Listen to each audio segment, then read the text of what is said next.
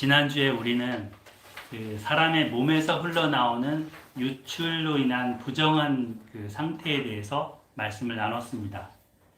그리고 하나님 앞에서 순결서약을 하는 시간도 가졌습니다. 기억나시죠? 서인자매님 기억나시죠? 네, 끄떡이었습니다. 생명을 잃어버리고 죽는 방향으로 이렇게 가까워지는 그런 상태, 그거를 하나님은 원하지 않으십니다. 죽음의 상태에서 회복돼서 생명을 얻게 될 때 감사와 기쁨의 제사를 드리라고 또 하십니다.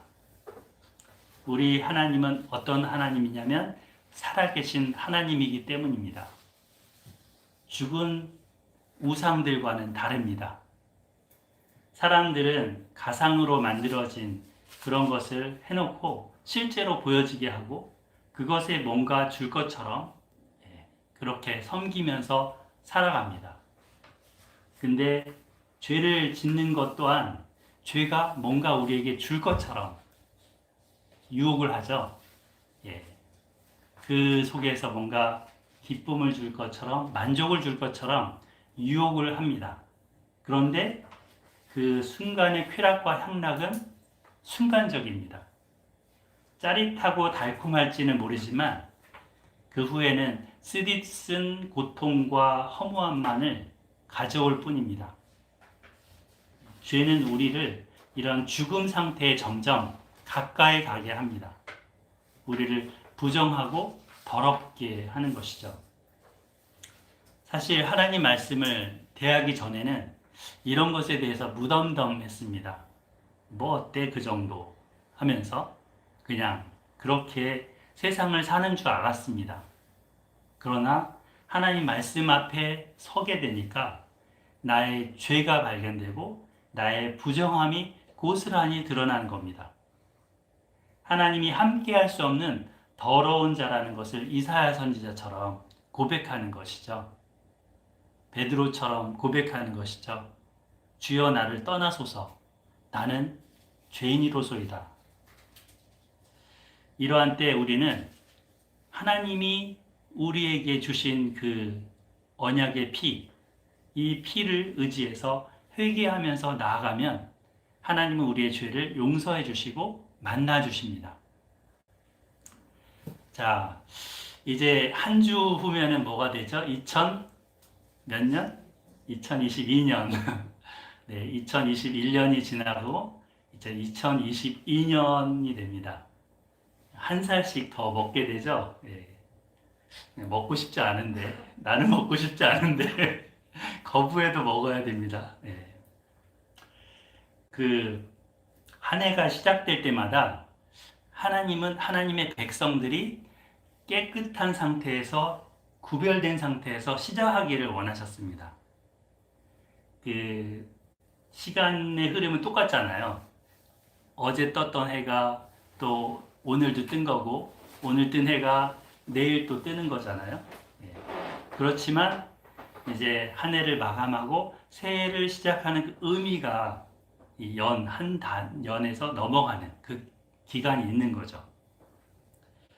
지난 날에는 정말 후회도 되고 뭐 이렇게 하는 일들이 있을지라도 잘못 살아온 부분이 있을지라도 새해부터는 바르게 살리라. 네, 여기 보세요. 네, 그래서 새해부터는 바르게 결단하고 살아보리라. 이런 마음을 가져보는 거죠. 그리고 그 마음은 하나님의 마음이기도 합니다. 우리 모두를 향한 하나님의 마음은 우리가 지난 날에는 정말 실수하고 넘어지고 뭔가 잘못했을 수 있어요. 그러나 그거를 반복하지 않고 이제는 새로운 새 피조물로 우리 서인자매님 그 암송했죠. 네, 뭐라 그랬어요? 그리스도 안에 있으면 새로운 뭐다? 피조물. 보라, 이전 것은 어떻게? 지나갔으니 새 것이 되었도다. 네. 영어로 해야 되는데 제가. 네. 이래서 새 사람으로 새 피조물로 이제는 그리스도 안에서 사는 거죠. 이게 한 해를 시작하면서의 우리의 마음 모두일 것으로 믿습니다. 아멘. 하나님께서는 그래서 대속죄일이라는 날을 이스라엘 온 백성에게 정해 주셨습니다. 우리는 1월 1일이 새해의 시작이잖아요. 근데 이스라엘은 몇 월 며칠이냐면 7월 1일이 새해의 시작입니다. 어떻게 시작하냐면 빰빠라밤 빰빰빰빰빠라밤 이렇게 이제 나팔을 불면서 나팔절이라는 절기로 시작을 합니다. 그리고 7월 10일이 되면 금식을 하면서 자신의 몸을 괴롭게 한다. 뭐 이렇게 이제 나오는데 겸손하게 하나님 앞에 자복하면서 그 대속죄일을 보냅니다. 이 날을 통해서 지난 묵은 죄들 그리고 부정결들을 씻어내고 하나님 안에서 새롭게 시작하는 거죠. 어쩌면 그래서 이 의미 때문에 뭐 원단 금식일 뭐 이런 거 있잖아요. 새해 딱 시작할 때 그거를 아마 적용하는지도 몰라요. 금식하면서 정말 새해를 깨끗하게 리셋된 마음으로 시작하리라 하는 거기서 유래했다고 봅니다. 자, 그래서 7월 10일은 우리 성경 혹시 가지고 오신 분들은 한번 펼쳐 보실까요? 23장, 레위기 23장을 보겠습니다. 레위기 23장에 보면 26절, 23장 26절.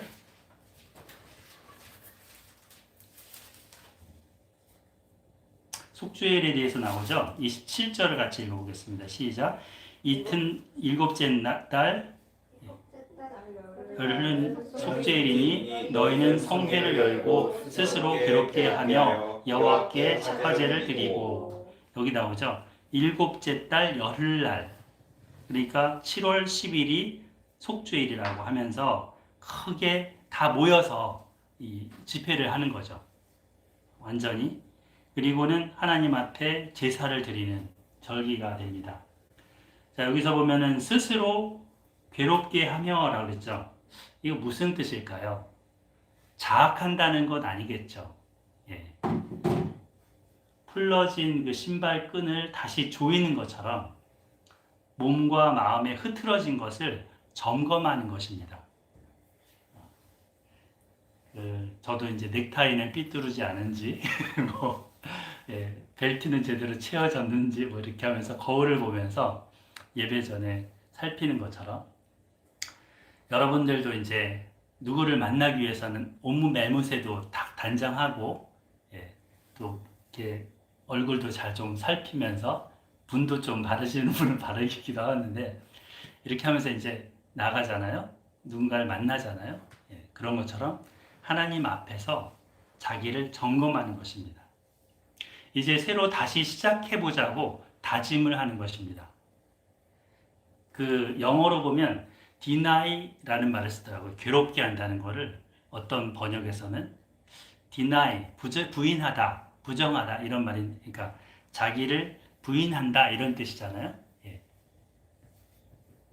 그래서 내가 하고 싶은 것을 절제하고 스스로를 겸손하게 하는 것입니다. 이게 금식하는 것이 될 수도 있고, 먹고 싶은데 이거를 참는 거잖아요. 그죠? 또는 붙들고 이렇게 맨날 살던 그 핸드폰.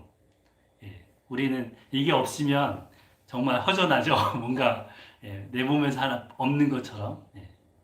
근데 이때는 이것도 전원을 끌 수 있습니다. 미디어 금식 하듯이.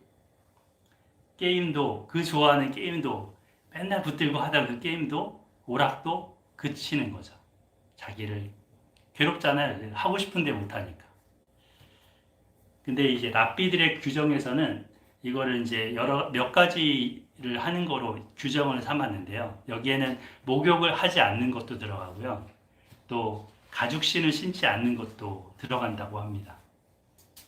그러니까 좋은 것을 일단은 스톱하는 거죠. 내가 좋아 보이는 것들을. 이날만큼은 자기 자신의 허물을 솔직하게 인정하고 하나님 앞에 뉘우치는 날로 삼습니다. 예, 그전에는 남의 눈에 이렇게 보이는 잘못들, 예, 그 잘못들에 신경 썼다면, 아, 쟤는 왜 저래? 예, 아, 저 사람 저렇게 하면 안 되는데. 이렇게 했다면, 이때만큼은 내 눈에 들보를 하나님 앞에서 아파하고 버리고자 하는 거죠.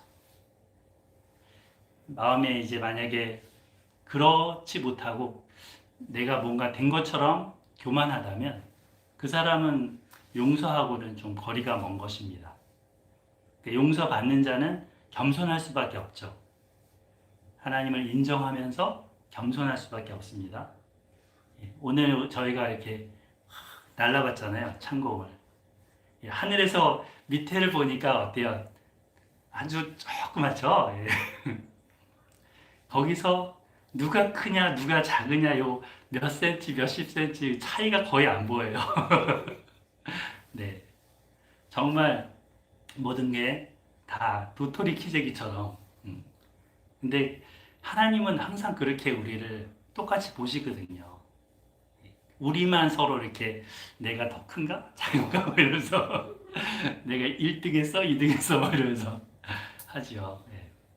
우리의 마음은 상공에서 하나님이 우리를 보시듯이 늘 겸손해야 됩니다. 그래서 나는 무익한 종입니다 하는 자세, 그 자세가 이 속죄일에 대하는 자세가 되는 것이죠.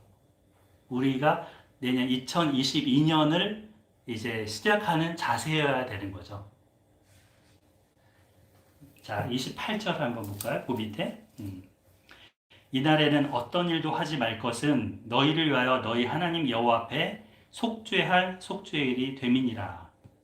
그러니까 직장도 이날은 문 닫고요. 학교도 휴교예요. 학생이건 선생님이건 안 가요. 길거리에 차들도 안 다녀요. 지하철도 안 다녀요. 예, 안식일 중에 안식일이기 때문입니다. 그래서 32절 한번 보세요. 23장 32절 같이 읽어볼까요? 23장 32절 시작. 이는 너희가 쉴 안식일이라. 너희는 스스로 괴롭게 하고 이달 아흘의 날 저녁 곧 그 저녁부터 이튿날 저녁까지 안식을 지킬지니라. 그러니까 보통 유대인들은 하루가, 우리는 아침에 딱 깨어나면 그날이 하루 시작이죠. 정오부터 그렇게 해갖고 돌아와서 하루입니다. 근데 이스라엘은 해 질 때 보통 저녁 6시 해서 그 다음날 해 질 때까지 그게 하루입니다.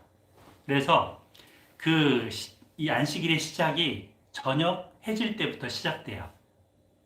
저녁에 이제 보통 금식하게 되면 하루를 꼬박 금식하는 거죠. 그러면서 이제 안식을 지킬지니라. 어떤 것도 하지 않고 자신을 괴롭게 하는 날로 보냅니다. 그리고 그 뒤에 보면 16장을 한번 볼게요. 16장으로 돌아가 보겠습니다. 오늘 본문이 16장입니다. 16장 31절, 맨 거의 뒷부분이죠. 31절 제가 읽어볼게요. 이는 너희에게 안식일 중의 안식일인즉 너희는 스스로 괴롭게 할지니 영원히 지킬 규례라. 여기 나오죠. 안식일 중의 안식일. 그러니까 일주일 가운데서 가장 거룩한 날이 7일 가운데 이 안식일이잖아요. 원래 주일도 우리가 지금 특별하게 구별해서 예배 드리는 것처럼 중요한 날입니다. 그런데 그 여러 안식일들 중에 가장 최고의 안식일은 언제냐? 속죄일, 대속죄일입니다. 그래서 1년 중에 어쩌면 가장 중요한 날입니다. 우리가 보통 1년 중요한 날 치면 내 생일? 내 생일, 배우자 생일 뭐 이렇게 치기도 하고, 자녀들 생일 이렇게 치기도 하지만 국경일도 있고. 근데 여기서는 이 대속죄일이 가장 중요한 날입니다. 그래서 거룩한 날이고 구별된 날입니다. 자, 34절 그 뒤에 보시면 이는 너희가 지킬 영원한 규례라. 너희가 영원히 지킬 규례라. 이스라엘 자손의 모든 죄를 위하여 1년에 한 번 속죄해야 할 것이니라. 아론이 여호와께서 모세에게 명령하신 대로 행하니라 했습니다. 자, 1년에 한 번 속죄하는 날, 가장 크게 죄 씻음을 받는 날입니다. 16장은 그래서 이날에 하나님 앞에 드릴 그 제사에 대해서 말씀을 하고 계십니다. 보통은 속죄제도 드리잖아요. 속죄제. 예. 이 속죄제를 드리는 날하고 구분짓기 위해서 대속죄일이라는 말을 쓰기도 해요. 대속죄일. 예.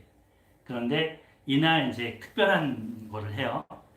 집에서 길렀던 2마리 염소, 1마리 양을 하나님 앞에 데리고 와야 됩니다. 특별히 이 2 염소가 너무 중요합니다.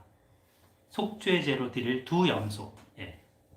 1마리는 속죄제로 죽여서 번제로 태워서 하나님 앞에 드리고요. 또 1마리는 광야로 멀리 보냅니다. 그래서 이 제목을 제가 오늘은 대속죄일의 2 염소라는 제목으로 잡았습니다. 자, 16장 1절부터 보겠습니다. 1절 보시면 아론의 2 아들이 여호와 앞에 나아가다가 죽은 후에 여호와께서 모세에게 말씀하시니라.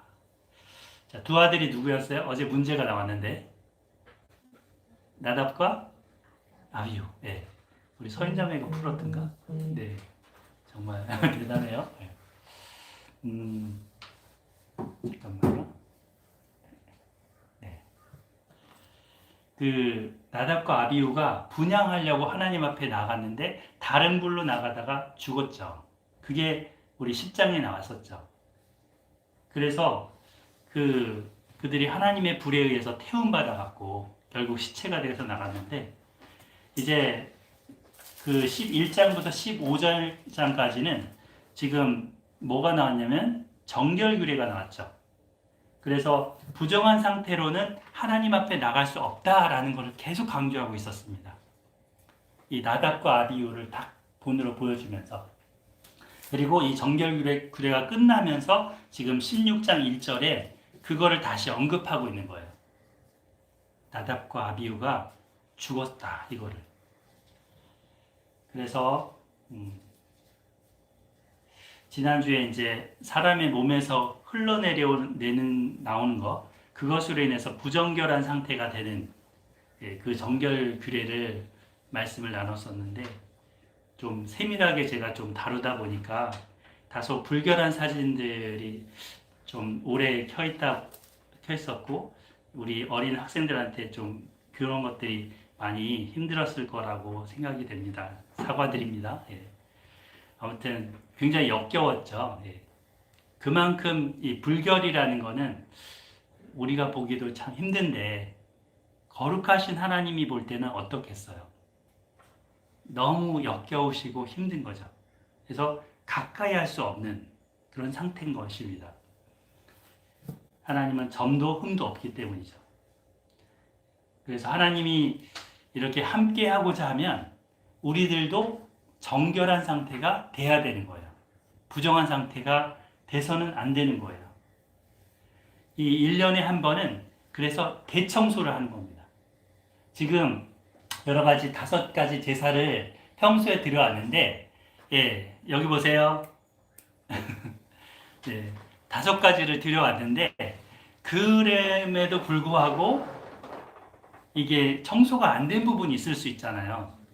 우리 AI 청소기를 돌려도 얘가 닿지 못하는 부분들이 있을 거 아니에요. 그런 것들이 있으면 이게 하나님이 함께하기 어려운 거예요. 그래서 완전히 청소하는 날. 보통 계절이 바뀔 때 대청소하지 않아요? 봄 청소 이런 거? 네. 그런 겁니다. 이 대속죄일 날. 그래서 컴퓨터로 치면 리셋하는 것이고 휴지통 지워버리고 바이러스도 백신으로 깔끔하게 없애서 제거해버리고 그러는 것이죠. 그래서 이 하나님이 함께할 수 있는 그런 환경을 마련하는 것입니다. 그래서 하나님이 깊숙한 그런 문제까지 이제 처리하기를 원하셔요. 그러다 보니까 아주 깊숙한 곳까지 하나님께로 나아가게 됩니다. 하나님의 가장 깊숙한 장소, 위치가 어디예요? 성소에서? 지성소죠. 이 지성소에 제사장이 맨날 들락날락 할 수 없어요. 거기를 들락날락 하다가는 죽을지 모른다라고 하나님 지금 경고하고 계십니다. 그러나 이때만은 하나님의 그 깊숙한 곳까지 들어가서 모든 죄와 허물을 용서받는 시간을 갖습니다. 여러분들도 내 은밀한 깊숙한 곳에 저 밑바닥에 숨겨있는 그런 것들이 있다면 하나님 앞에 가지고 나오시기 바랍니다. 가지고 나와서 주 예수님의 피를 의지해서 용서받아야 돼요. 고백하고 씻김받아야 합니다. 그래서 하나님께서 만나주시죠. 이럴 때. 자, 근데 이때 나가는 대제사장의 복장이 심상치가 않아요. 보통은 제사장이 이 에봇을 입잖아요. 흉패도 달고 보석도 하고 뭐 이렇게 머리에 금띠도 달고 이렇게 다녔잖아요. 그런데 이때만은 하얀 세마포 옷만을 입습니다. 이거를 속옷이라고 했지만 사실은 이제 성스러운 옷이죠. 예. 이 에봇을 입을 때에 안에 입는 옷이기 때문에 속옷이라고 표현한 거예요. 예. 그 에봇이 없어도 거룩한 옷이죠. 예. 그래서 하얀 세마포 그 옷을 입고 하얀 띠를 띠고 머리도 하얀 그런 관을 쓰고 그렇게 해서 하나님 앞에 나아갑니다. 근데 이 세마포 옷은요, 백성들도 입는 세마포 옷이죠. 성도라고 하면 세마포 옷을 상징하잖아요. 예. 그러니까 제사장도 백성들과 이때는 똑같은 신분, 똑같은 위치로 하나님 앞에 나가는 것입니다. 그들의 대표이면서, 예. 그래서 하나님이 그를 만나 주시는데 이 장소에서는 우리 그 성막 배울 때 기구에 대해서 자세히 배웠었어요. 지성소 안에 뭐가 있어요? 언약궤가 있죠. 언약궤 안에 뭘 놨죠? 두 돌판을 놨죠. 거기에는 십계명이 있습니다. 그리고 이 네모 반듯한 그 언약궤 위에는 이걸 덮는 판 하나가 있어요. 그것을 속죄소라고 합니다. 속죄소. 근데 요것을 시은좌라고 옛날 성경에 그렇게도 돼 있죠. 그러니까 시가 베풀 시, 은혜 좌소 할 때 은혜를 베푸시는 장소, 이런 뜻이죠. 근데 하나님이 이제 이 그룹 두 천사 사이에 구름 가운데 임재하게 계십니다. 근데 이 속죄소 위에 아무것도 없을 때는 하나님이 법궤에 있는 속에 있는 이 십계명을 통해서 백성들을 판결하시죠. 근데 이들이 법궤에 있는 언약을 따라 살지를 못하는 거예요. 그게 죄와 허물과 더러운 부정이잖아요. 그래서 이때 제사장은 이제 이 염소의 피, 양과 염소의 피를 가지고 들어가서 거기에다 피를 뿌립니다. 그럼 피가 위에 덮일 거 아니에요? 위에서 내려보다 볼 때 이제는 법궤 속에 있는 이 돌판이 아니고 십계명이 아니고 이 피를 보는 거예요. 뭐랑 비슷해요? 옛날 유월절 때 장자를 다 멸할 때 집 문에 저기 좌우와 임방에다 피를 발랐을 그걸 보고 넘어갔잖아요. 그죠? 그래서 이 피를 보면서 하나님이 용서를 하십니다. 이게 이제 속죄일의 하나의 중요한 행사인 거죠. 제사장이 보는. 그래서 자, 16장 5절을 한번 읽어주실까요? 16장 5절 시작. 이스라엘 자손의 회중에게서 속죄 제물로 삼기 위하여 염소 2마리와 번제물로 삼기 위하여 순양 1마리를 가져갈지니. 아멘. 예. 여기 이제 순염소 2마리, 순양 1마리 나오죠. 예. 그래서 이것을 가지고 하는데 우선 뭐부터 하냐면 아론이 자기가 이거 하기 전에 제사를 하기 전에 이제 송아지를 먼저 자기를 위한 거를 먼저 드립니다. 그리고 나서 이 속죄 제물로 가져온 두 염소를 데려다가 회막 문 앞에 세워두고 이제 한 마리는 제비를 뽑아서 한 마리는 여호와를 위하여 한 마리는 아사셀을 위하여 구분해 냅니다. 그래갖고 6절부터 10절까지 보면 이 속죄일 의식의 이제 간단한 그런 절차를 말씀하고 계십니다. 자, 9절을 한번 볼게요. 아론은 여호와를 위하여 제비 뽑은 염소를 속죄제로 드리고 아사셀을 위하여 제비 뽑은 염소는 산채로 여호와 앞에 두었다가 그것으로 속죄하고 아사셀을 위하여 광야로 보낼지니라. 그러니까 즉 한 마리는 속죄제로 죽이는 거죠. 그런데 다른 한 마리는 아사셀을 위하여 광야로 보내는 거죠. 광야에는 어때요? 광야가 사막이거든요. 광야에는 먹을 것도 없죠. 돌봐줄 그런 주인도 없죠. 예? 염소가 만약에 강아지 한 마리를 저기 멀리 사막에 갖다 놓는다. 그럼 걔는 어떻게 될까요? 죽겠죠. 굶어 죽던지 다른 악한 짐승에 물려 죽던지 낭떠러지에 떨어 죽던지 죽겠죠. 그래서 우리 주보 맨 앞에 그림에 보면 낭떠러지에 떨어지는 그림이 있어요. 그래서 이렇게 죽게 됩니다. 왜 이렇게 동물 학대와 같은 그런 거를 시키실까요? 자, 그 전에 이 양한테 뭘 하냐면 안수를 해요.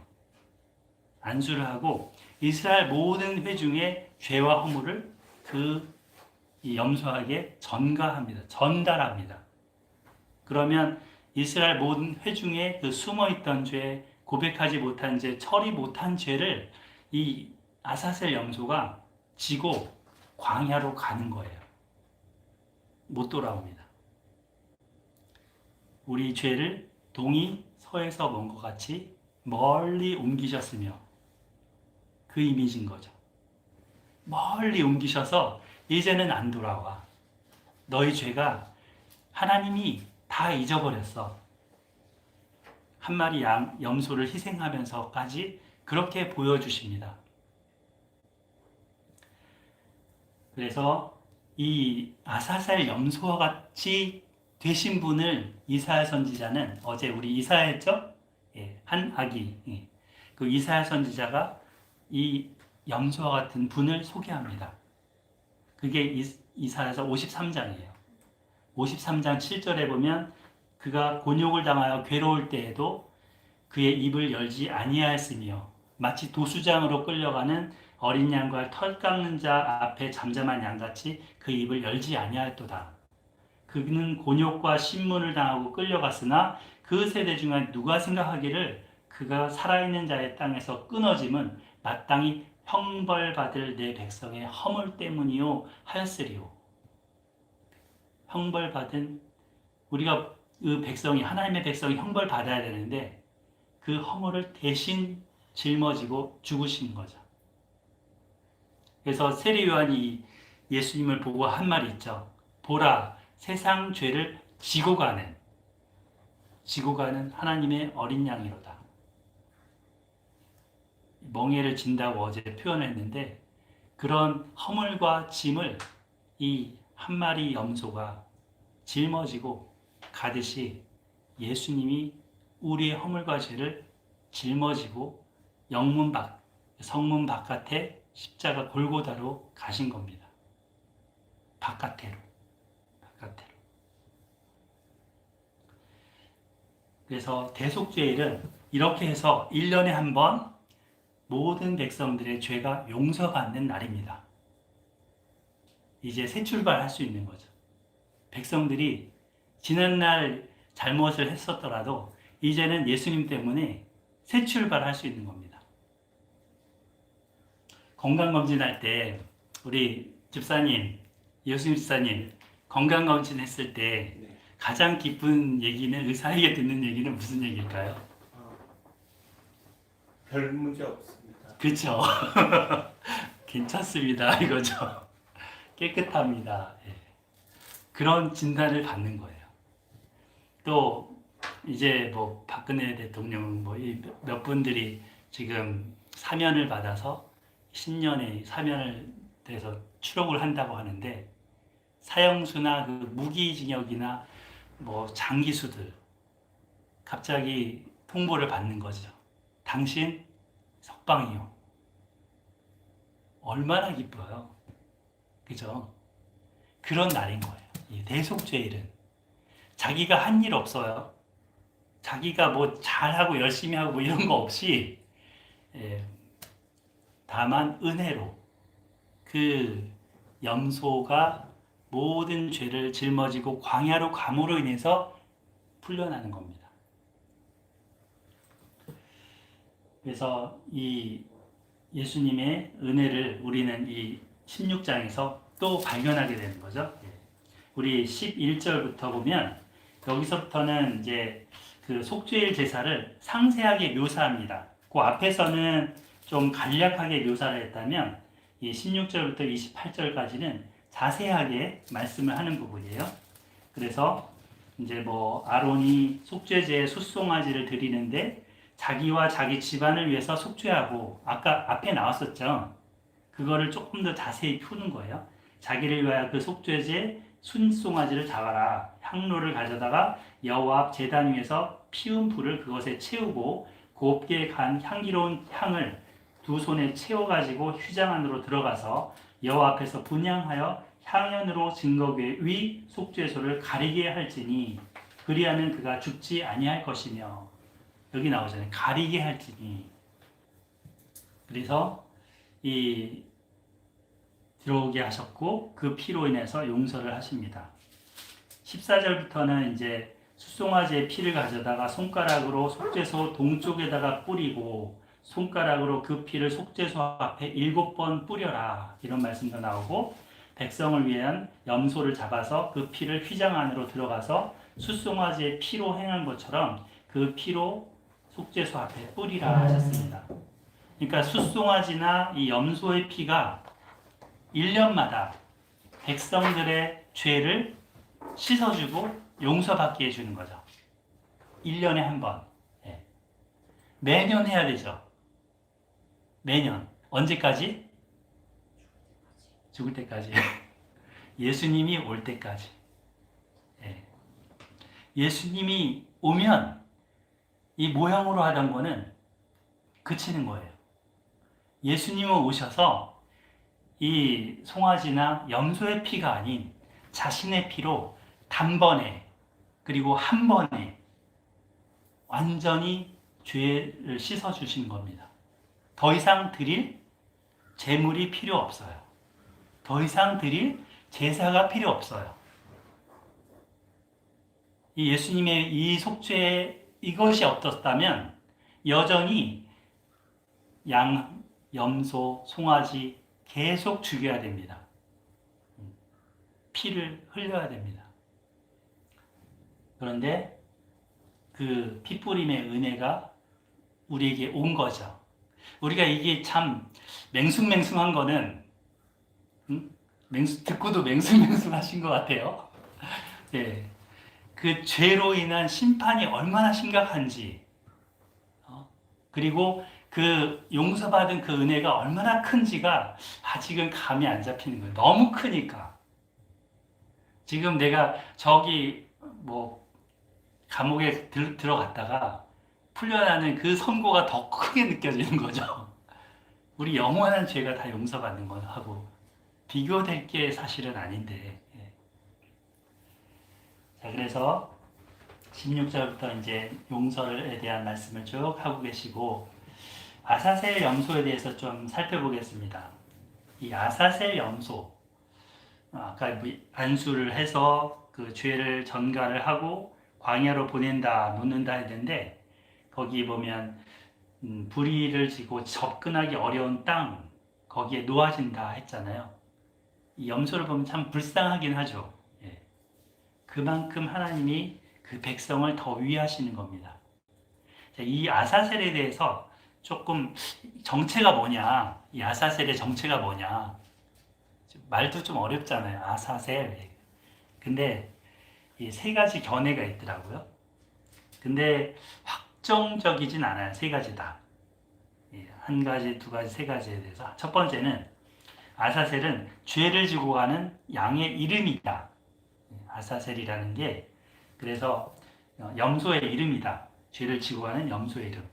그 염소가 에즈라는 말이고 그리고 떠나다라는 말이 아자르라는 단어예요. 그래서 그 에즈와 아자르가 조합된 그런 단어라고 하는데 이것은 이제 떠나갈 염소 이 정도 되는 거죠. 근데 8절 한번 읽어볼까요? 8절 잠 깨는 의미로 자 큰 소리로 시작.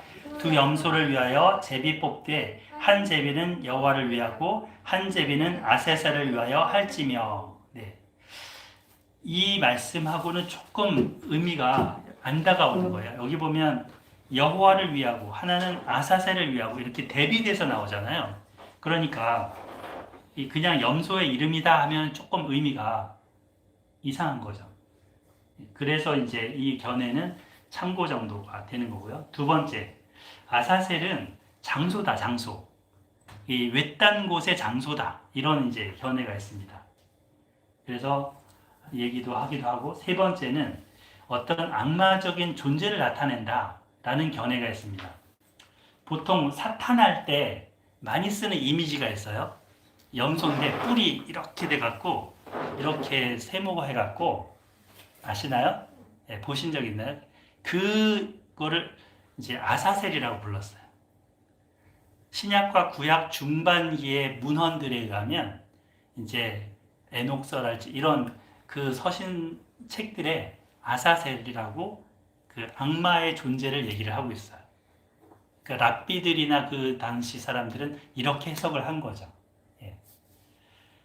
그래갖고 그들이 사는 곳으로 그 악마가 사는 곳으로 죄를 보내버린다는 거예요. 백성들의 죄와 더러움과 부정을 이 양에게 실어서 그쪽으로 보내버린다는 거예요. 그리고 더 이상 안 보게. 그런 의미로 얘기를 합니다. 그래서 이제 이 아사셀에 대한 얘기가 쭉 되고 우리 예수님은 그와 같은 사지로 그와 같은 죽음의 장소로 끌려가서 죽임을 당하십니다. 우리 사도신경에는 요 영어로 된 부분이 좀 빠져 있는데 예수님이 십자가에 죽으시고 그 다음에 go to the hell 지옥에 내려가셨다가 다시 부활하셨다라는 표현이 나와요. 영어로는 이 지옥에 내려가셨다, 지옥 강화 뭐 이렇게 되는데 그것처럼 아사셀 염소처럼 그렇게 내려가셨다는 거죠. 지옥과 같은 그런 고통을 겪으신 거죠. 예수님의 그 십자가 이후에. 자, 이후에는 이제 우리가 거기 26절부터 볼게요. 26절부터 보면 염소를 아사셀에게 보낸 자는 어떻게 합니까? 옷을 빨고 물로 몸을 씻고 진영으로 들어가죠.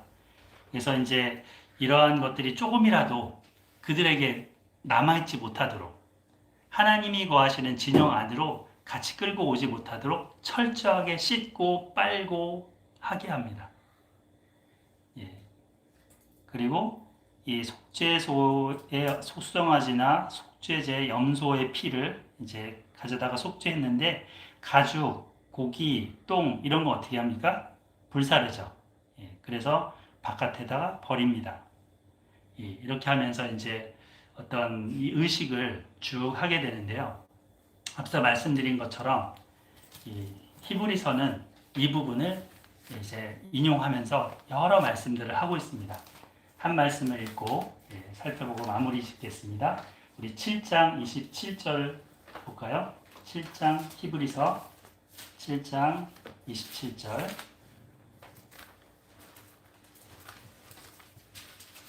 신약성경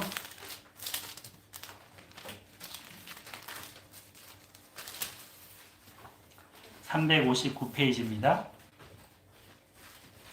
360페이지 7장 27절 같이 읽어볼게요. 시작.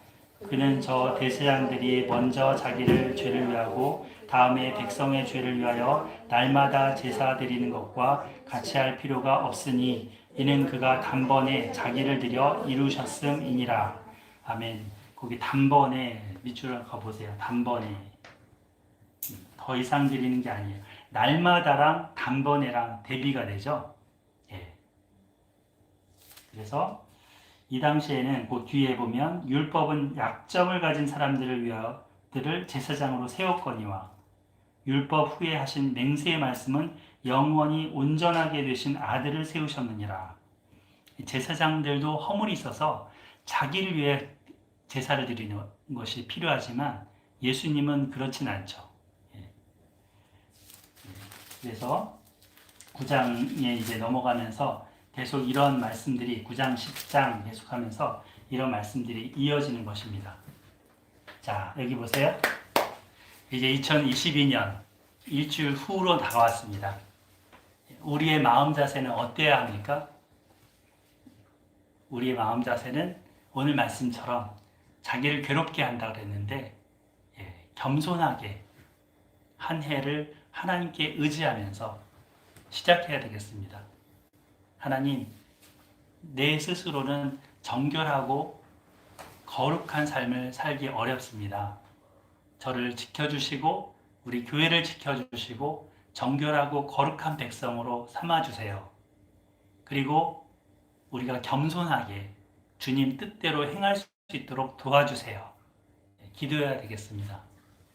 또한 오늘 말씀처럼 두 번째는 우리의 영원한 대제사장 되시고 우리의 한 번에 자기를 다 드린 속죄의 어린 양 되신 예수 그리스도를 마음과 상품을 다해서 의지해야 되겠습니다. 이 주님만을 의지할 때 우리가 정결함을 유지하며 살 수 있습니다. 나의 의를 의지하면 언제라도 넘어질 수 있어요. 그리고 내 의를 가지고 살려면 조금만 잘하면 교만해지고 조금만 못하면 자학하고 이렇게 되죠. 그러나 예수 그리스도로 옷 입으면 우리는 하나님 앞에 당당하게 믿음으로 살면서 하나님께 영광 돌리는 삶이 될 것입니다. 아멘. 한 해 2021년을 잘 마감하시고 또 2022년을 믿음으로 시작하시기를 또 겸손하게 시작하시기를 주의 이름으로 축복합니다. 아멘. 기도하고 마치겠습니다. 하나님 아버지 감사드립니다. 하나님께서 우리를 위해 온전한 또 단번에 자신을 드린 예수 그리스도를 어린 양으로 보내주셔서 감사드립니다. 주님, 모든 세상 죄의 짐을 다 담당하시고 십자가에서 그 모든 형벌과 죽음을 겪으신 주님, 그 은혜와 사랑을 감사드립니다. 지옥의 형벌에까지도 그 고통까지도 맛보신 주님, 이제는 우리의 구주시고 대제사장이시고 온전한 제물이심을 고백합니다. 주님, 저희들이 이 주님만 의지하며 살게 하여 주시옵소서. 또 2022년 하나님 새해를 시작하면서 정말 이스라엘 백성들이 대속죄일에 자기를 괴롭게 하며 안식일 중에 안식일로 보냈던 것처럼 그렇게 우리도 겸손하게 시작할 수 있도록 도와주시옵소서. 하나님 말씀으로 우리 에스라 소망교회 성도님들 삶 속에 늘 동행하여 주시기를 기도드립니다. 하나님, 이 예배에 참여한 모든 주의 성도들 또 그 가정과 일터와 삶 속에 은혜 내려 주시옵소서. 예수님의 이름으로 기도드립니다.